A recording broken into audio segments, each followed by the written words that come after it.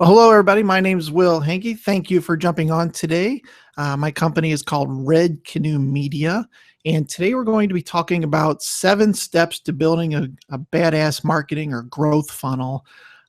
It's typically everybody knows it as a sales funnel or a marketing funnel. I like to call it a growth funnel because what it does is it does some things that ends up helping you grow your business. So we're just going to jump right in. And thanks again for being on. So basically the 3 steps to any sort of ongoing funnel or sales funnel is the 3 different things: awareness, consideration, and then conversion. So you have to get people aware that your business even exists in the first place. Then you have to get them to consider doing business with you. And then conversion is where everybody loves to be, because that's where there's an exchange typically of money, for something. So this is where everybody likes to be, and that's where we need to get. But you can't go up to a girl and say, "Hey, will you marry me?" There's a dating process. There's a process to everything before you get to that step. So today's goals is the exact same thing. I'm going to teach you some things about awareness, the consideration, how to get them to convert in a couple different ways. And then I want to tell you about an opportunity to get a couple of these funnels done for you, which is obviously very nice. Before we get really jumped into it, in the upper right-hand corner, you should have a little thing where you can pop in some sort of a question Q&A area. As we go along, if you have any questions, feel free to pop them in there, and I'll do my best to pay attention to this. And if I don't get to them during the webinar, I'll definitely have time at the end to make sure I go over everybody's questions so that we don't miss anybody or miss anything or something that isn't understood. I'm happy to go back over it for you. So just pop your question in there. And like I said, I think it's in the top right for you guys. So if it isn't, let me know, but you should be able to see a little area there for that. So let's go ahead and get started. I know everybody's excited about this. So we'll start obviously with the top of the funnel, and probably the most important part of the funnel is that you have to continually be able to put people into the top of the funnel. And I jokingly call that tofu. I learned that from a friend of mine named Russ Henneberry. Tofu and mofu is the middle of the funnel. Bofu is the bottom of the funnel. So, just different ways to get people aware of your business in the first place is always a good thing. So what you need to do for step number 1 of our 7 steps is to get an audience. And sometimes this is the toughest part, to be able to get in front of people or get people aware that your business even exists, right? There's a lot of different ways to do it. Networking, going out, handing out cards, advertising. Just there's a lot of different ways to do it. We're going to talk about some of these today, and there's a couple different things that I definitely want to make sure I cover, and that's that you need to know who your target market is. You need to have a good website design. You need to have some search engine optimization in place, and CRO stands for conversion rate optimization. So there are some things you can do to tweak once your website is kind of getting traffic. Do some little changes to maybe get some more traffic out of it or get better conversions. And then, of course, content that's on your website. So we're going to go through each one of these. So we got to get these people into the top of the funnel, right? There's different ways that you can handle that. Some of the most common are SEO, ads on different networks. I'm talking about both online ads, Facebook ads, Google AdWords, things of that sort, as well as other ads that are more traditional: radio, TV, billboards, newspaper, things like that. However you do it, whatever way you try to get people's attention, get your name out there is good. Social media, of course, is very popular nowadays. And social, maybe not so much for the conversion side of things, but definitely the awareness side. And that's really what's most important, is to have your brand to be top of mind when somebody, is talking to somebody else and says, "Boy, I really wish I had somebody that sold blue widgets." And then, because of the social things that maybe you've done, somebody might say, "Oh, I know somebody that builds blue widgets." So videos is another terrific way to grab some attention of the younger audience in particular. They hang out on the YouTubes a lot, I think. So let's talk about knowing your target audience. One of the most important things that you really need to do, and I kind of put this off with my own business for a long time, was to sit down and figure out who really is my target audience and figure out what kind of things do they do on a regular basis, what kind of struggles do they have, what things are they trying to get done, and what problems are they trying to solve. And what I did is I actually came up with a kind of like a customer profile worksheet that I wanted to make sure I share with you guys, and absolutely free. Just plug in the bit.ly link down there. Make sure you use the capital RCM or it will not work. So it is case sensitive, but this is a great little thing, just a quick thing you can jot down. Okay, thinking about who would come to my website for, let's say, a particular piece of content or an offer, and then write down different things about that person. And what that does is that actually makes it easier when you go to actually create the page or the sales page. You can actually talk to that person in particular instead of putting different things about how great your service or your product is.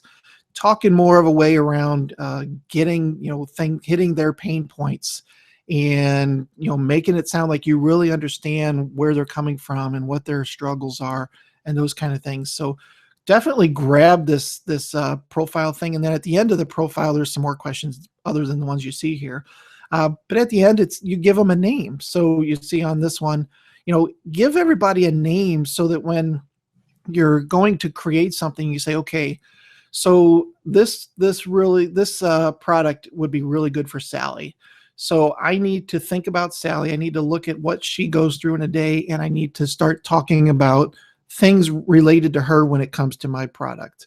So always give them a name, and you may have 3 or 4 or 5 or maybe just 1 or 2, but you'll definitely have more than one customer profile over time. And sometimes these are called personas, target market, things of that sort. You'll notice when you watch, if you watch Shark Tank or something, they're always asking, well, what is your target market? What kind of people are you trying to reach? So definitely grab that free worksheet there and start plugging in your stuff. So next, let's talk a little bit about website design. So here's a beautiful website. I mean, gosh, there's only one thing I need to do here, and I know exactly what it is. Obviously I'm joking. There's a lot going on this kind of website. Here's Kim. Hopefully Kim Crawley is not on this call, but not terribly appealing, not overly exciting when it comes to a website. Here's one that I always think is crazy, lingscars.com, and even worse than just the design is the music that starts playing in the background, and immediately, and it's a bit obnoxious and crazy. So having a good design is definitely a first step to having to getting people to actually engage with your business. It's definitely worth spending the time, spending the effort, and getting people that actually want to see what you have to offer, those sort of things. So here's a nice looking website. Here's another one from the state of Utah. Beautiful. I mean, it's very nice. It's easy to navigate. You kind of understand what's going on. So having a good design is definitely an important part of getting the sales process into place. A couple places that you can go to get a nice looking site. If you're running on WordPress or some sort of a content management system, then Template Monster is great. They have some really great templates out there that you can buy, and these things are not expensive. I mean, some of these, what we can see here, $75, $100. There's also themeforest.net, and this is one of my favorites. I use ThemeForest a lot. Go there and you can buy WordPress themes. You can buy themes for Magento. You can just buy different plugins for your website, but they've got a whole lot of really cool themes out there around whatever industry you want. And one of my favorites, I use ThemeForest quite a bit. And by the way, that's themeforest.net. Make sure you use the .net. So Let's talk real quick about SEO. So for those of you that know me, I do a lot of webinars and teaching and things on SEO. So I don't want to jump into a whole lot of that today because I could go on for hours just about the different things you could do on your website to kind of optimize it. But I did want to just share one thing with you, and that's this one little tiny thing called site colon.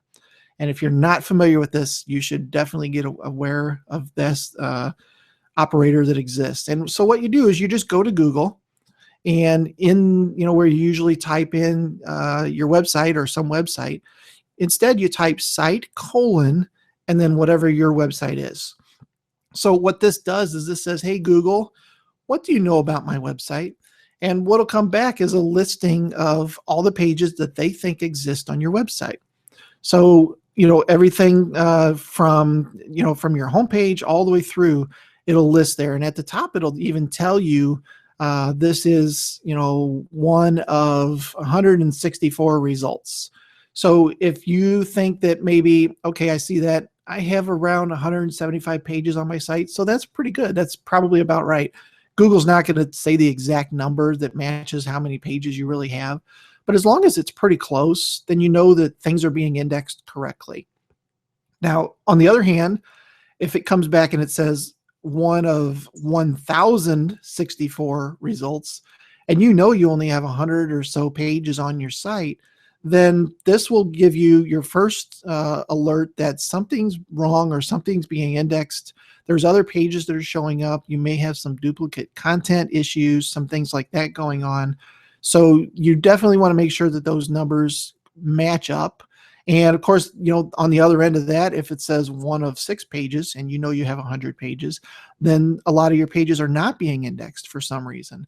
So definitely worth taking some time and doing a site colon. And then of course, the other cool thing is that you can do a site colon on your competitors and start seeing how many pages do they have? What kind of pages are they doing? What kind of things are they writing about?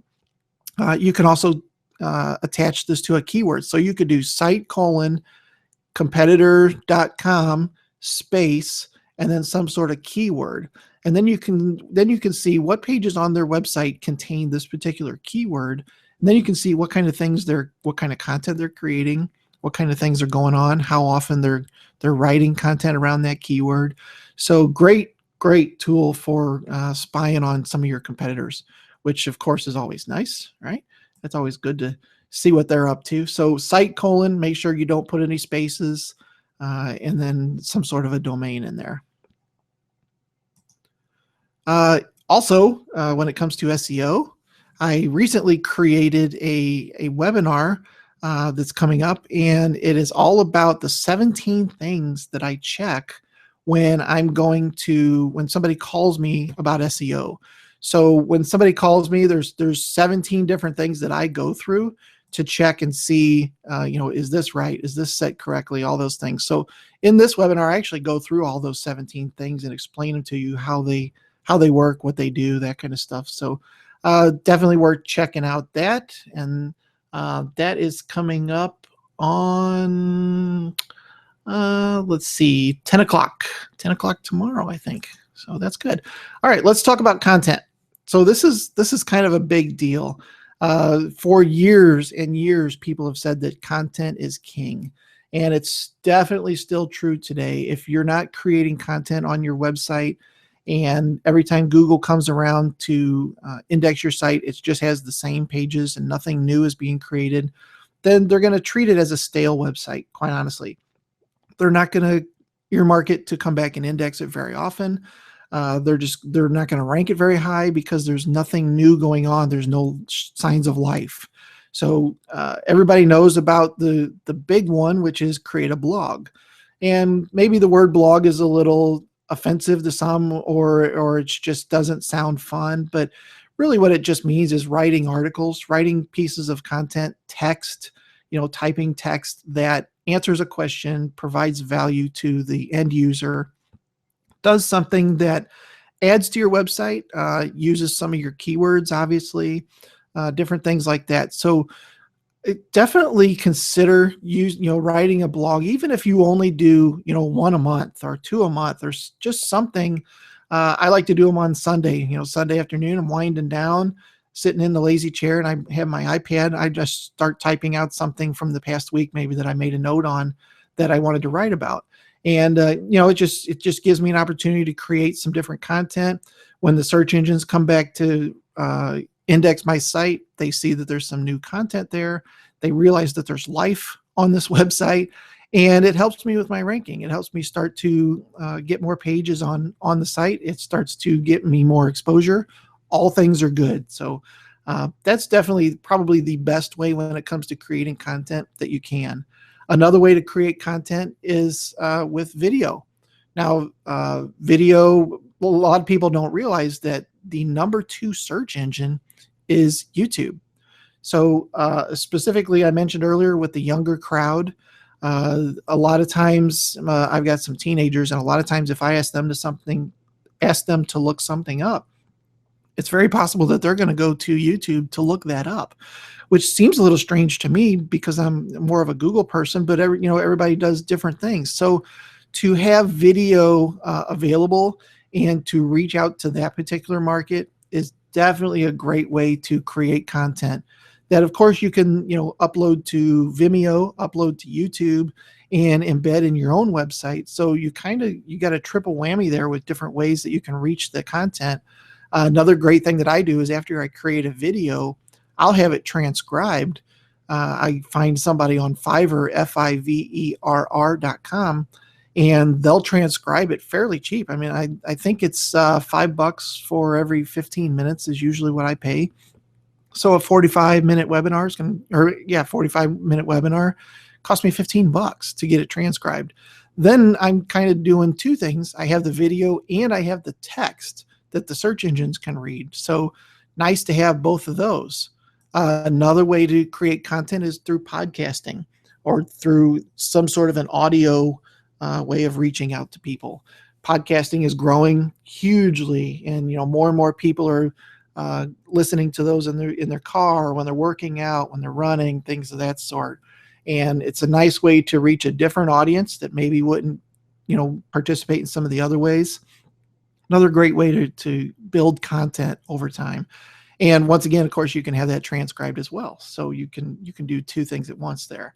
And lastly is images. Now, this is probably the least popular of the ways of creating content, but definitely still something that you can do. A lot of times people see things like infographics, which are pieces of, they're graphics, they're JPEGs, but they have a lot of information in there around a specific subject. So infographics are cool because they're very shareable. People really like to share them on the social networks, things like that. So obviously you need to have your URL somewhere on there so people know where it originated from, things like that. But graphics are another way to create content that is very, very shareable. Another really cool thing while we're talking about awareness is something called Facebook local awareness ads. And these are really cool. So what they do is you pick a geographic area, in my case, St. Louis. So I can show ads to St. Louis plus 25-mile radius, let's say, for the reason to get people aware of my local business. In this particular instance, it's a bike shop. So people see that this bike shop is here in town. These ads go out to only people in a specific region, but they're very cool, and ready for it? They're really, really cheap. So here's an example of one, Jasper's Market. This would only go out to, so many miles around wherever Jasper's Market is.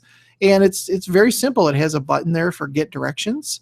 It explains what the market is or what the business is, a little bit more about it. And it also has the like page button at the top, which is cool. So some people like the page just because they see it in their Facebook feed.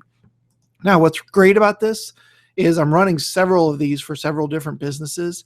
They are paying on average 0.002 cents per impression. So they're getting in front of thousands of people for just a few bucks a day. I mean, most of the people that are running ads, specifically these local exposure ads, are spending $1 or maybe two a day to reach a couple thousand people in their specific geographic area. So these are called Facebook local exposure ads.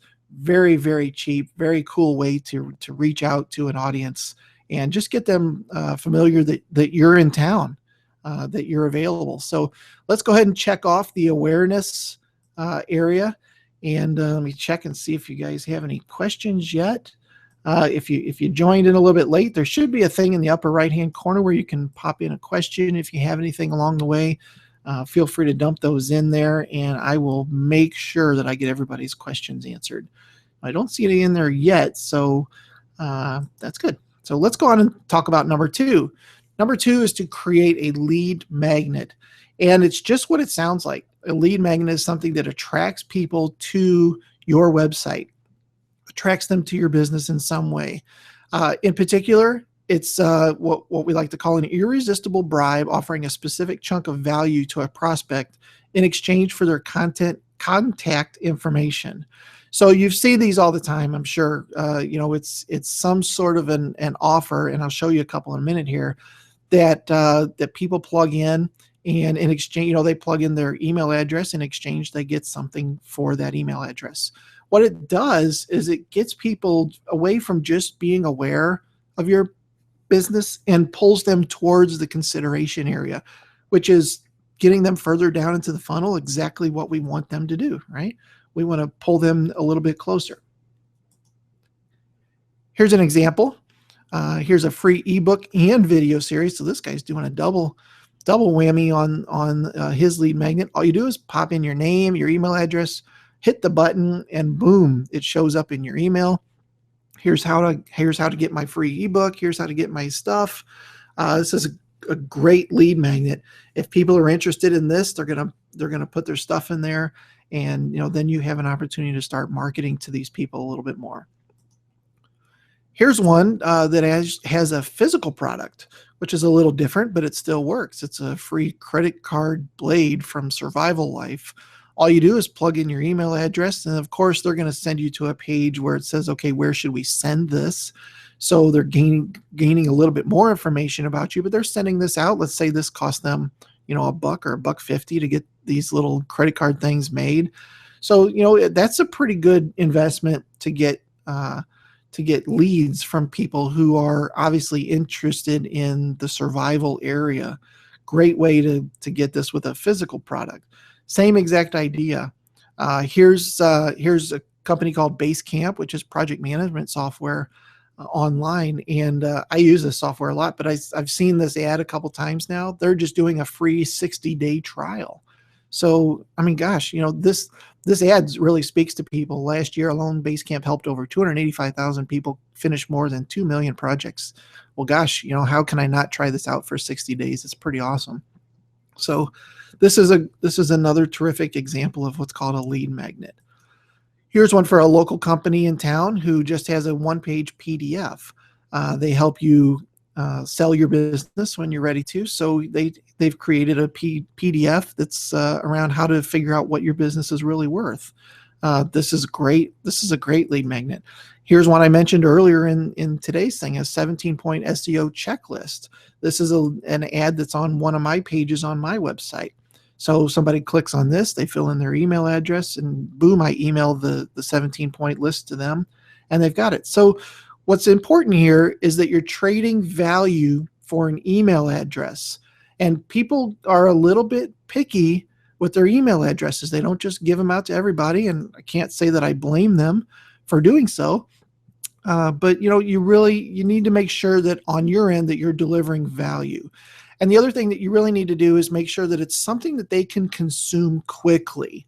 So you don't want to give them, a 47-page ebook on whatever, how to do something. That's not it's going to be overwhelming really quickly to them. They're going to be like, yeah, well, that's nice. I'll probably never read it. But a 1 or 2 page PDF or something that they can get, the credit card knife thing, something that is very quick value to them, they're more likely to exchange an email address for that. So it's definitely has to be something that's worthwhile to people. Another thing that you need to do is obviously put your lead magnet on your page somewhere. So in this particular case, this is just kind of like a wireframe of a website here. But you'll notice that this orange area, or the call to action area, is very bright and sticks out from the rest of the site. So it's definitely important to make sure that you have some sort of call to action on your site, something that says, hey, are you not sure? Here's something that might help you, something like that. The one I showed you earlier from the business company, they put it on their right-hand side in the sidebar on pages related to what that is. So this page is market valuations. Oh, look over here, why you need to know what your business's market value is. So nicely placed. It makes sense. It trades an email address. Then they know that this person that downloaded that is probably thinking about selling their business or just wondering what their business is worth, something like that. So having a lead magnet is a spectacular way to build leads, in an email kind of fashion. So let's go ahead and check off the consideration. We've got people aware that we even existed through all the different ways of doing that. We've got them to consider us, or at least engage with us in some sort of way, which is nice. And now we need to kind of move them down towards conversion. So that moves me to step number 3, which is to nurture the relationship. So now they've downloaded something from you. They're familiar with your brand. They've taken on your lead magnet. So you need to definitely send them some sort of a welcome. Hey, my name's Will Hankey. My company's Red Canoe. Here's a little bit of information about me. Oh, and here's the thing that you requested from me as well. So obviously make sure that you deliver on whatever your promise was in the very first thing, but start to get them into something that we call an automation series. And here's an example of one where somebody, gets the welcome email. And then if they don't do something, maybe you send them something else that says, hey, you should do this. Maybe if they don't download the PDF, hey, don't forget this PDF is here. Make sure you download it, and then if they do, then you send them over to another email that educates them a little bit more. So there's a lot of different ways to start to kind of automate behind the scenes some things that maybe in the past you've had to do one off at a time, and it can really start to overwhelm you specifically if this process starts to work. It's really going to be tough to keep up with all these people in a way that you're doing it one at a time. So definitely have some sort of automation and process, with the end result obviously being some sort of a purchase or further engagement, whatever it is for your particular industries. Now, there's a couple different services out there. There's one called ActiveCampaign that's very popular, Infusionsoft, there's Hatchbuck, there's Insightly, there's MarketVolt. There's a lot of different systems out there that can help you automate a lot of these processes. So for ActiveCampaign, which is the one I use a lot, they actually have a free trial that you can do. You can just go to redcanoemedia.com/AC, and you can sign up for a free trial and kind of get some things going in there. And I'm going to show you a little bit about the back end of this system and how you can set up some of these automations. In fact, I've got a screenshot here of one. When somebody signs up for my newsletter, the first thing they get is an immediate, hey, what I call an indoctrination or an introduction letter. Like I said, mine is Will Hankey. My business is Red Canoe Media. Here's some information about what we do. It's very non-salesy. It's just an introduction of who I am. Wait for one day, and then I send them what's called a bonding email that helps them, get a little closer to my business. And then I do another one. And then what I do is I wait for 5 days, and then I send a simple little email that says, hey, this is a quick question. How can I help you? Or is there something that you were looking for when you signed up to get my checklist that maybe I can help you with? And this email, a lot of people reply to that email and say, oh, hey, well, I was looking for this and I really appreciate it. Or here's what I was trying to do, and here's what I was trying to solve. And I get a really good return on that silly little email, and it's all automated. So no matter when they sign up, I know that, let's see, 7 days later, they're going to get this email from me and says, hey, it's Will, just wanted to check in and see what's going on. And, these little automations are terrific because they engage the people in a very non-threatening way. So we'll talk a little bit more about that a little bit later on. So number 4, build a tripwire. So first we've built our lead magnet, or some piece of something that pulls them in. And then what we need to do is we need to build a tripwire. And what a tripwire is something that pulls people towards conversion. So we need to get some sort of a win here, really. I've heard a lot lately about, go for one little win at a time. And this is the piece to that. So a tripwire is typically something that's low price, let's say $7 to $47, something like that.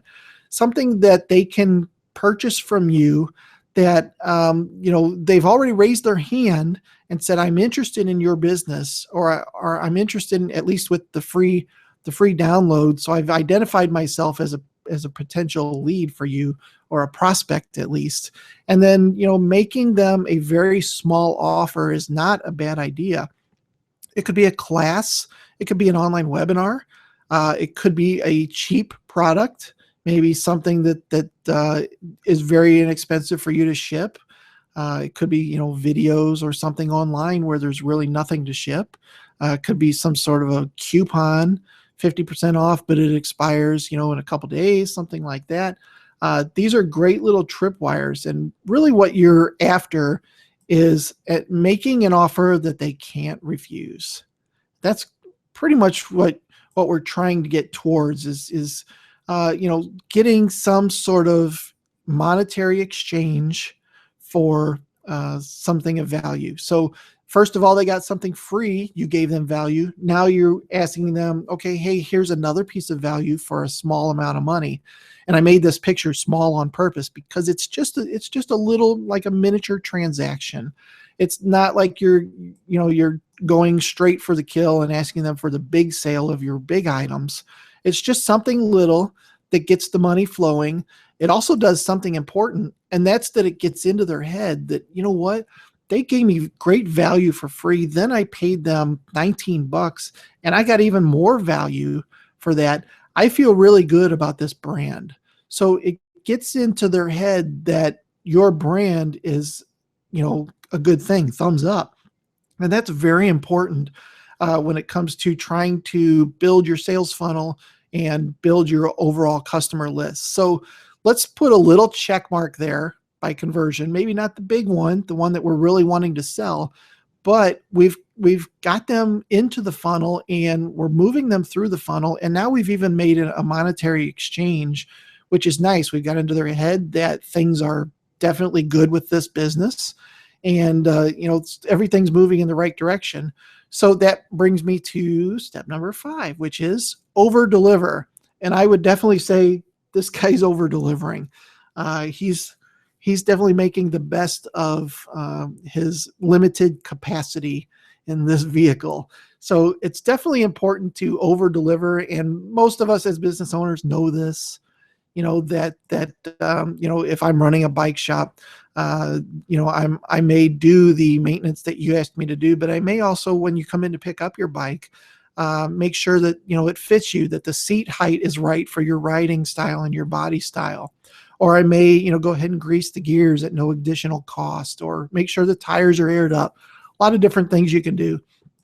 I read an article recently about a guy who mows a cemetery, and he actually takes time every time that he does it to go around and scrub some of the different headstones, which is cool. It wasn't part of his contract. It's just something extra that he does that really, makes the place look nicer. In this case, physically look nicer.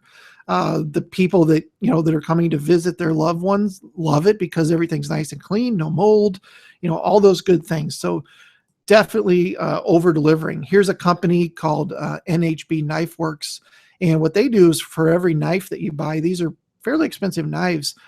They actually offer free lifetime sharpening. So that's pretty cool. If the knife starts to get dull, you just send it into them, they'll sharpen it and send it right back to you. So these are kind of physical things you can do to over deliver.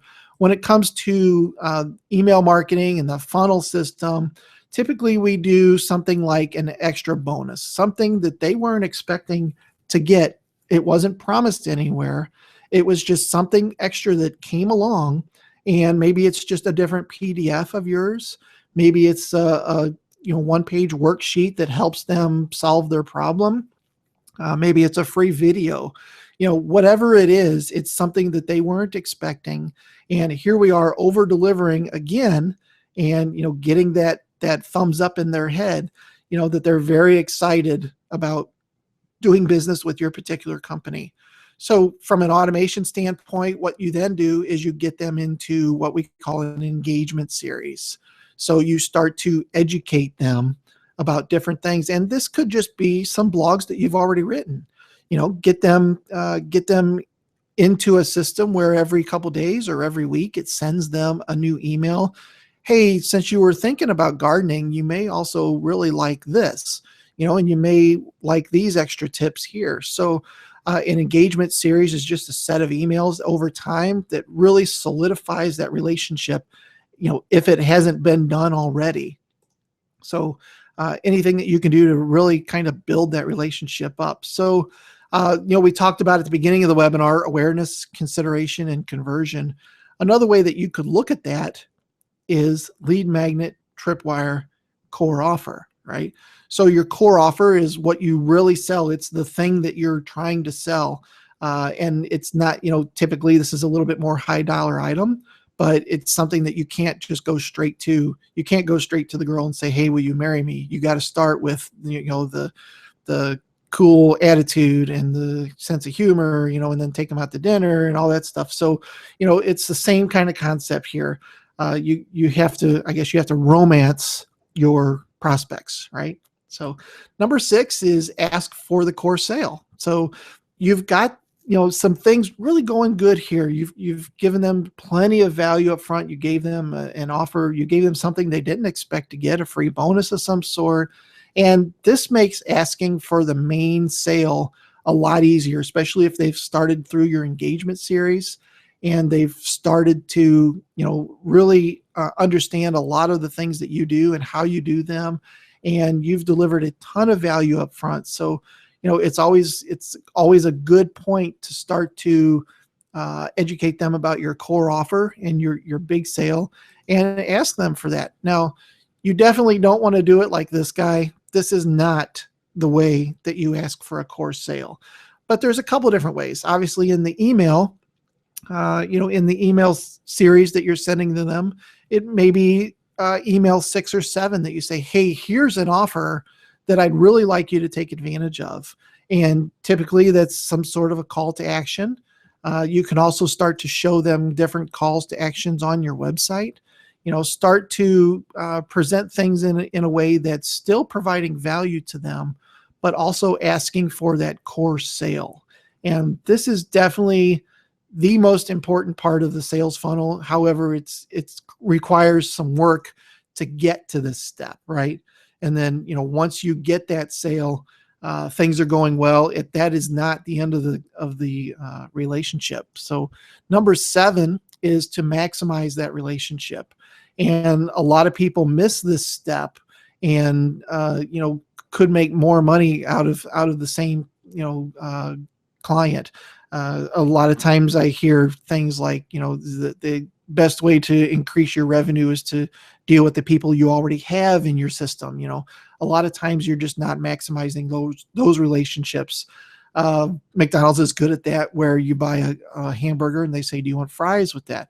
They're maximizing that relationship. It's a lot of times people call it upselling, same kind of deal. You could call it a profit maximizer, something that you already have the person in your system. They've already raised their hand and said they like it. So it's just giving them something else that maybe not everybody else has access to. It could be a sneak peek of some new tool that you have or some new product that you're getting ready to come out with, and you're giving them an advanced peek at that. It could be, instead of just the good or the better car wash, that you get the best car wash. So something that really maximizes somebody who's already engaging with your business in some way. And here's the best part. Once they do that, you can kind of get them back into the top of the funnel again if you come out with another product, or you come out with a different service or something else that you've added on to your business to grow it even more. Then these people are easy to get back into the top end of your funnel and start to show them even more information. So it's kind of a self-repeating process. And of course, if along the way you've really created a terrific relationship with these people, then they're going to be cheerleaders for you. Somebody the other day mentioned, what was that they said? Brand champions. I thought that was great. You create brand champions for yourself. And these are the people that are out telling other people when you're not out about your business. So these are the 7 steps. Once again, I want to make sure that we get all this, and then we're going to get into a little bit of Q&A shortly for anybody who might have any questions. Number 1, get an audience. So we talked about SEO, we talked about Facebook leads, we talked about a lot of different ways to get in front of new people that maybe are not in front of you at the current moment. Create some sort of a lead magnet, whether this is a physical product that's cheap to build and send, or whether it's some sort of a 1 or 2 page PDF, something of value that you exchange for an email address.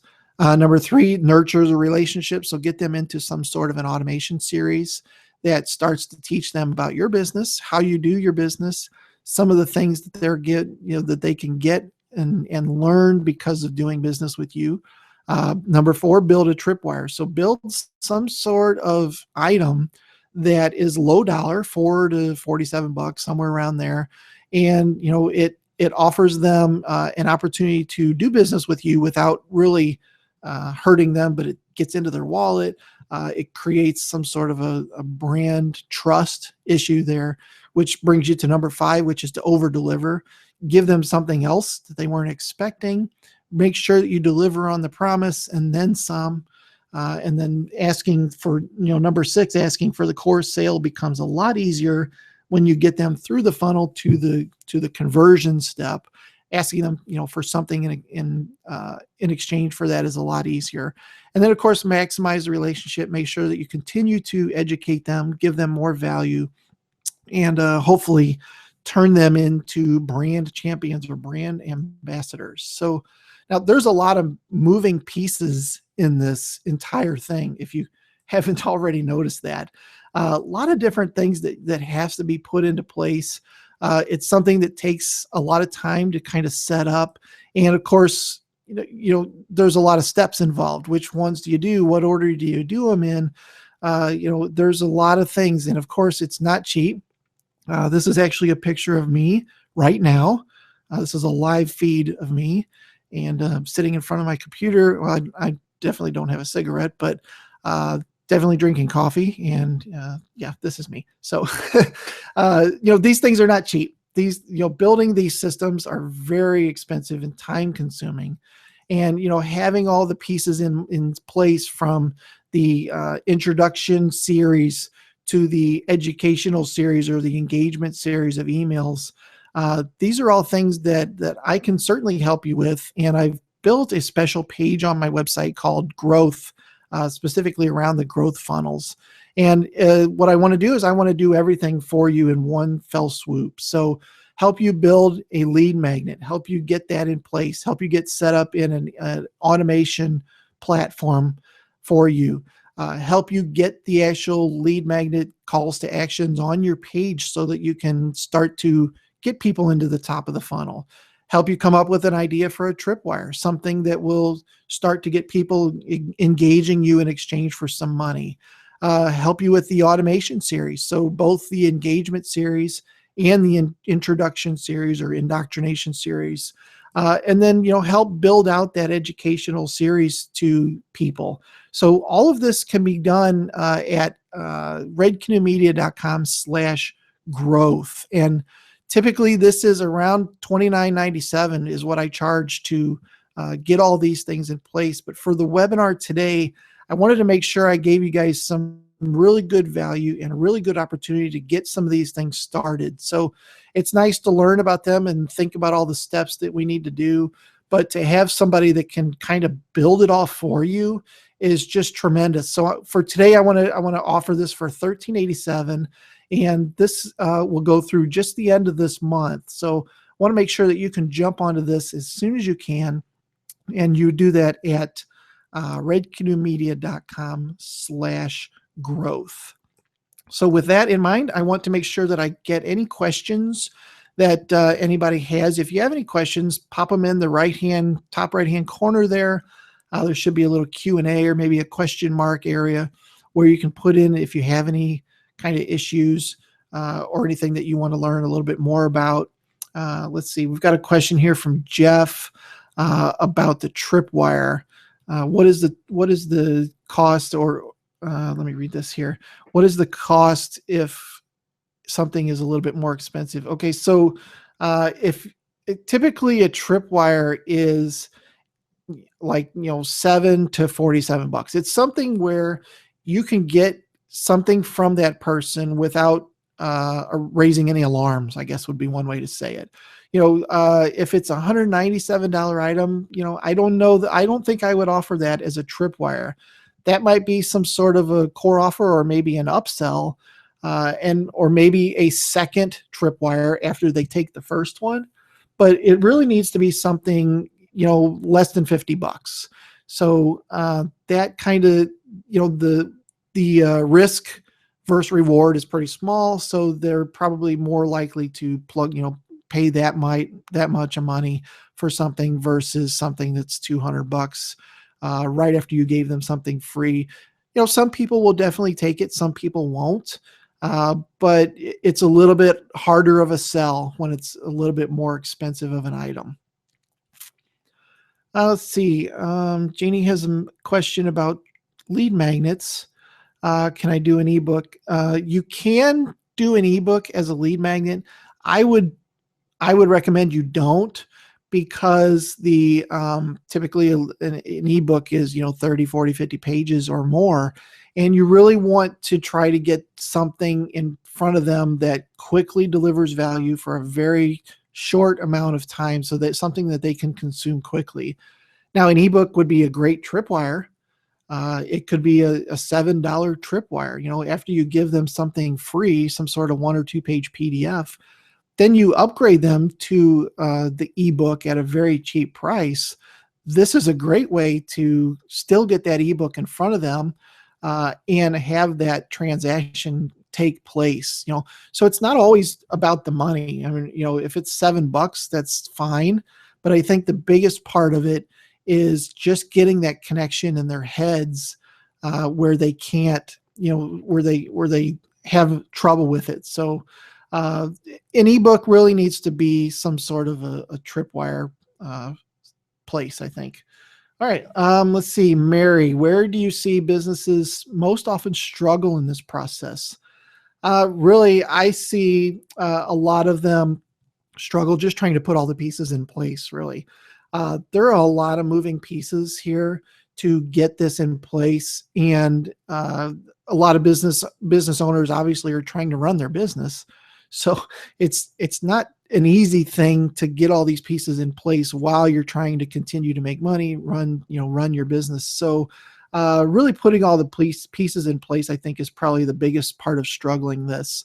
And on top of that, even when you get into something like one of the email automation campaigns, having that in place and making it all work together isn't always easy. And making sure that you're tagging people correctly and that they're moving through the funnel and you're delivering the information in the right way.